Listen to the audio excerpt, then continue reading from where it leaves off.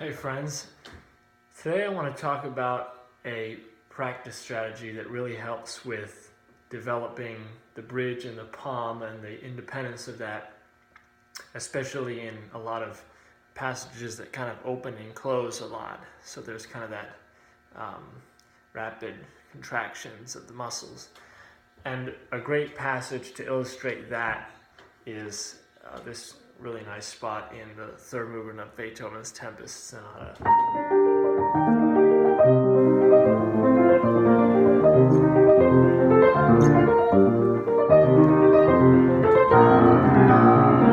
Right before it goes into the nice B flat minor section. But anyway, we have this figuration we're all familiar with.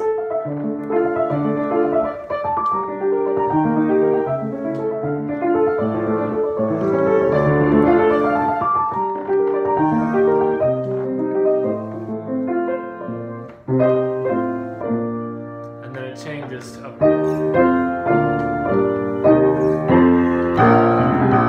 So we have this really nice contrasting harmonic motion. But anyway, the technique that I'm talking about is we can use a very simple exercise, and I'm going to try to demonstrate that now, with blocking. So all we're going to do is, and you can even say open, close to kind of help emphasize this. You're just going to play the, they're basically octaves. In G minor, it starts on G minor. So we're going to play that. And what you'll notice probably is you're thinking, okay, well, this is not so hard. We're just going to play chords.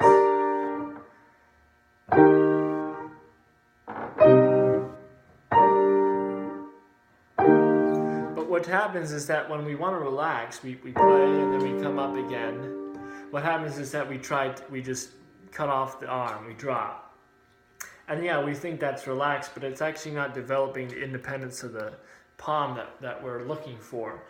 And so basically what happens is that whenever I try to open my hand, one issue can be that the elbow especially and the forearm tighten. So if I open my arm like this, with the palm, my elbow can kind of tighten in and I don't have that independence. So when I'm done playing and I try to relax, what actually happens is that I'm relaxing my entire arm, or especially at the wrist.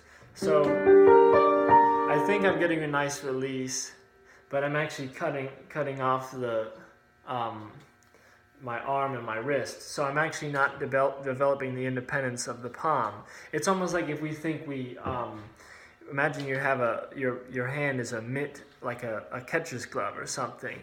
It's this mitt that you have around, and somebody decides to throw a baseball at you.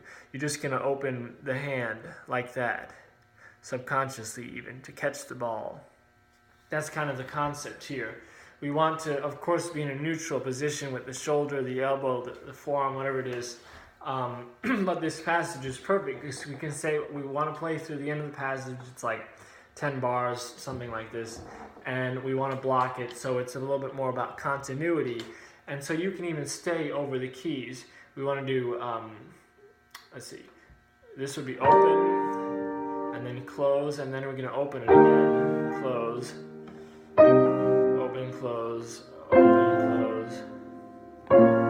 whatever it is. And so, you can tell when your elbow is tight, that means that you still can work on relaxing everything, but developing some of that independence of just the hand to open and close when you need it to.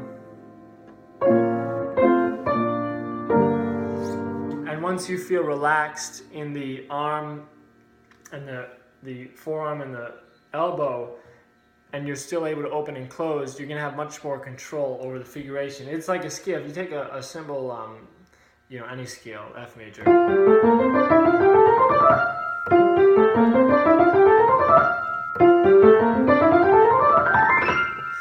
It's a great work in that opening and closing, especially Chopin Etude. Whatever it is, that's the same concept, constant opening and closing. If you try to stay in one position, it's impossible. And so what this helps with is the general technique of following through in rotation, especially in scales and arpeggios, is that we want to feel like let's say a strings player bow following through kind of like this, and almost outwards, like we're pushing the energy outwards. And so the opposite would be like when we're trying to play scale, we keep trying to cross over this way upwards and feeling an arch, and that's kind of inconvenient because you see it changes the whole position. So we want to think that we've got enough independence in the palm that we can play to the bottom of the keys, but still keep a kind of a pushing outwards and following through this way, as opposed to this upwards like that. So this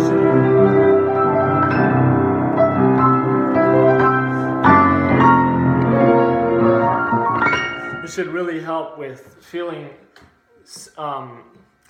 suppleness in the hand, but not tightness. Suppleness and control, but still freedom.